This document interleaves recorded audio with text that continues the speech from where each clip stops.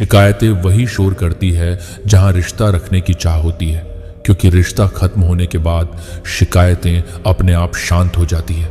चरित्रहीन लड़की ही धोखा दे सकती है।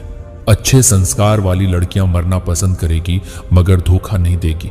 खो रहा है अपनापन, दिखावा अब बढ़ने लगा है। कौन किससे बेहतर है, इस दौड़ में हर कोई फंसने लगा है। हो रहे हैं अपने ही अपनों से दूर, दिलों में फासला गहराने लगा है।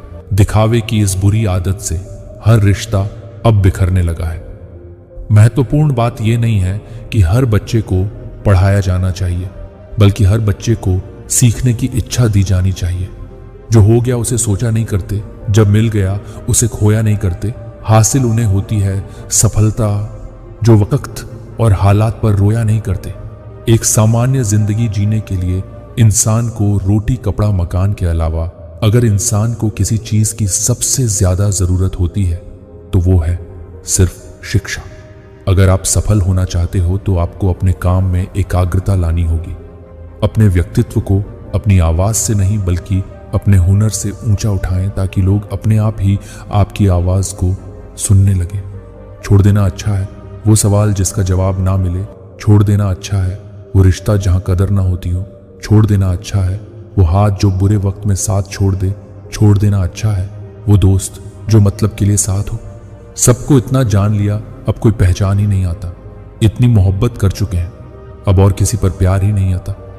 आजकल लोग अपना अपना कहकर हमारी जिंदगी तबाह कर जाते हैं।